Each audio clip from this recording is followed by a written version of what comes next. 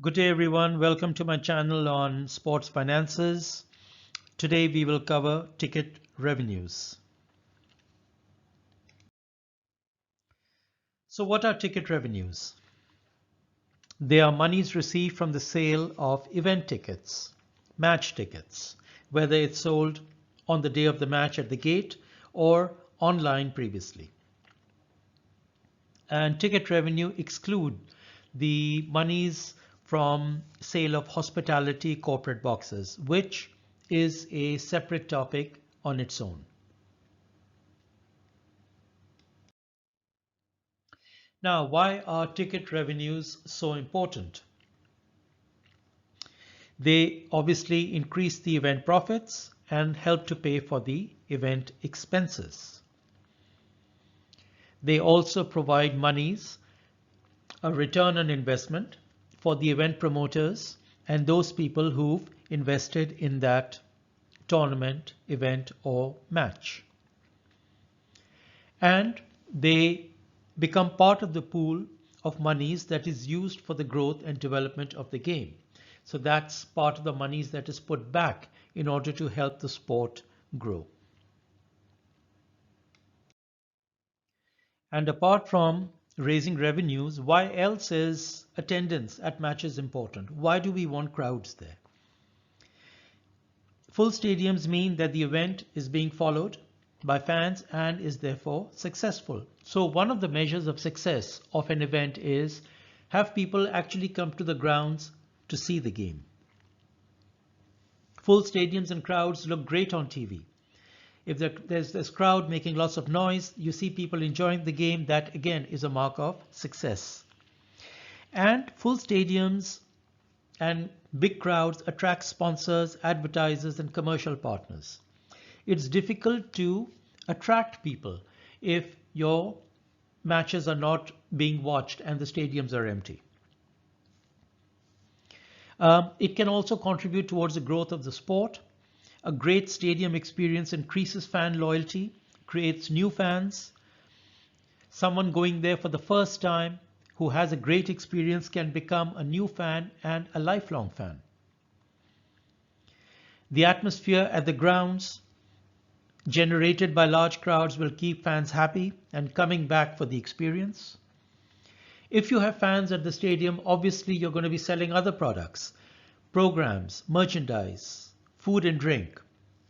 People will pay for car parking. So that's added revenues that goes towards the event profits.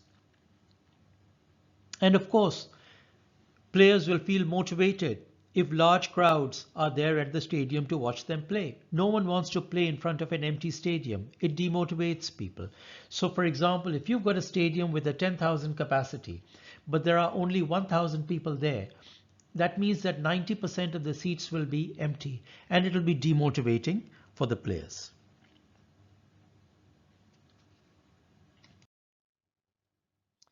So what are the objectives of a ticket sales program? What are you trying to achieve? One of the strategies that you have to adopt is to try and achieve full attendances at the stadiums. You want the maximum crowd possible to watch the matches.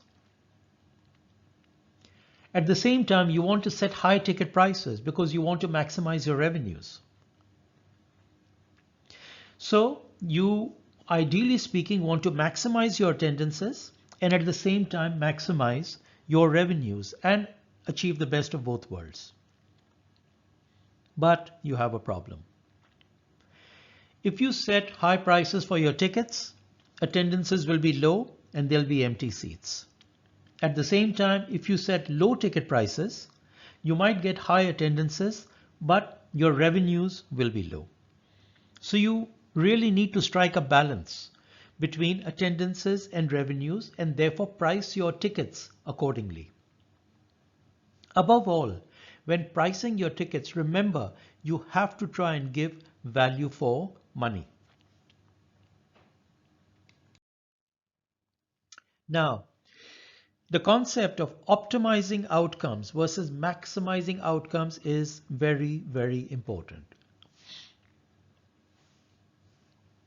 We just spoke in the previous slide about trying to maximize revenues or maximizing your attendances.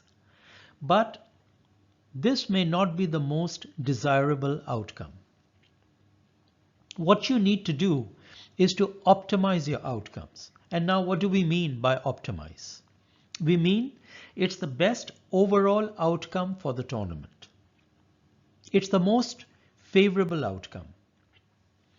And I mentioned that you need to strike a balance as far as possible. So that balance will hopefully be the most favorable outcome that you can achieve, both when it comes to attendances as well as revenues. So you need to set your optimum ticket prices to achieve optimum revenues and optimum attendances. It's the best possible outcome. Now let's look at an example of a practical ticketing process that could be adopted. Let's say there's a tournament going on somewhere. It's a domestic tournament. There are 4 regional teams, and let's call those teams Lions, Tigers, Dolphins, and Eagles. And let's say that the event format is such that you'll play a round robin league. That means all play all. Each team plays all the others once at the group stage. So there'll be a total of 6 group matches. The top 2 teams will play in the final. So including the final, there'll be 7 matches in the event. Let's say there are 4 venues that will cater for all the matches. Those are the Seaside, the Countryside, the City, and the Suburb. Okay. So let's look at some information regarding the venues and the population. So if we look at the Seaside, it has a capacity of 3,000, let's say, and its population breakdown is such that it's got 40% Lion supporters, 30% Tiger supporters, 20% Dolphin supporters, and 10% Eagle supporters.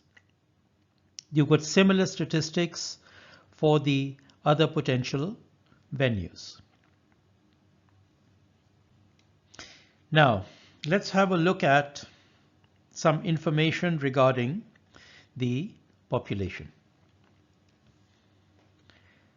Lion supporters are a high income group and they can afford to pay up to $40 per ticket. The Tiger supporters are a medium income group that can afford to pay up to $20 per ticket. Dolphin supporters can afford to pay $10 per ticket, and the Eagle supporters can afford to pay $5 per ticket.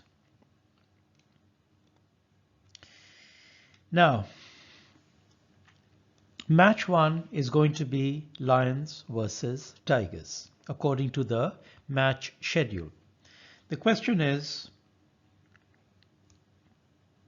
where should we play this match? You want to create the optimum impact in an opening game. You want to have good attendances, and at the same time, you want to make money from that match. You want your revenues to also be optimized. Now, based on the venue statistics, considering it's a Lions versus Tigers match, you would want to play that in a venue which has got the maximum Lions and Tigers supporters. So based on the venue statistics, you would play that match at the Seaside, where there are 70% Lion and Tiger supporters.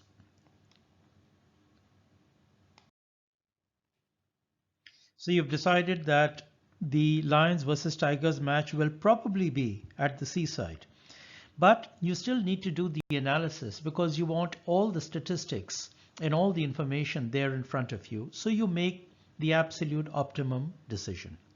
So let's look at the Seaside scenarios. You've got a capacity of 3,000 people. Let's say you price the ticket at $40. At that price, only the Lions can afford to go to see the match. And that also not all the Lions, but some of the Lions. So let's say 500 Lions turn up. So you've got a total attendance of 500, which is a 17% attendance, and you've got 83% vacant seats, 2,500 vacant seats out of 3,000. And your revenues are going to be 20,000, which is basically your 500 lions each paying $40 per ticket. Now, if you were to lower the price of the tickets to $30, at that price, still only the lions can afford to see that match, but a few more lions can afford that. So 1,000 turn up, which is still only a 33% attendance, which means 67% of the seats, 2,000 seats, are still vacant, but your revenues go up to $30,000. The third scenario is where you price your ticket at $20 per ticket. Now, at that price, the tigers can afford the tickets as well. So 1,000 of them turn up in addition to the 1,000 lions. So now you've got an attendance of 2,000, which is a 67% attendance. 33% of the seats are still vacant, 1,000 out of 3,000, but your revenues now go up to $40,000. And what happens if you lower the price to $10 per ticket? Now the prices come into the range of the Dolphins, who also attend the match. So your attendance goes up to 2,500, which is an 83% attendance, and your revenues now fall to $25,000. And finally, if you price your ticket at $5 each, then everyone can afford to come and see the match, and therefore the stadium is a sellout. And 3,000 people turn up, 100% attendance, but your revenues fall to $15,000. So, having done the analysis of all the various scenarios, you can see that there is a relationship between the price of the tickets, the attendance, and obviously the revenues. So you'll do a similar exercise for all the venues and all the various ticket prices. Let's have a quick example at the analysis done for the suburb. This is not a Lion and Tigers supporters ground. So based on this particular analysis, there are a lot of vacant seats and the revenues are very low.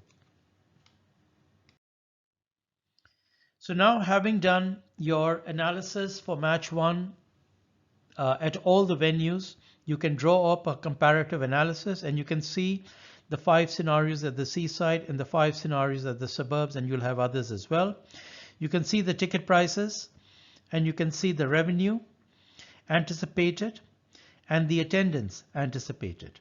And you can see that if you want to try and optimize, remember optimize, if you try and optimize your attendances and your revenues, you'll probably end up looking at Seaside scenario 3 and Seaside scenario 4, where you've got a reasonable amount of revenues, $40,000 or $25,000. You've got a reasonable amount of attendances, 66% and 83%. So you would probably narrow the decision down to one of these two scenarios. And apart from the couple of aspects that we've looked at, there are a lot of other considerations that one has to think about in order to optimize your ticket sales. The event format is very important. Are you going to have a round robin, or are you going to divide your team into groups? The match schedule is very important. When you play, date and time of matches. You want to have your marquee matches at prime time for TV viewing, as well as for a convenient time for people to come and watch. You can adopt various ticket selling strategies, adopt differential pricing for different ticket prices for where you sit in the stadium.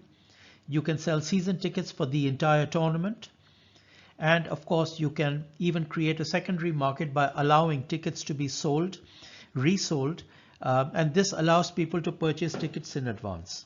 And they know that they can sell those tickets in case they can't attend the match on that particular day. You can offer incentives for sale of tickets, like a free meal along with the ticket, or that kids can come free with every adult ticket. So I hope this has given you a small idea of the sort of things that one has to think about when trying to price tickets and arrive at a ticketing strategy. Thank you so much for watching, and I hope to see you soon. Bye-bye.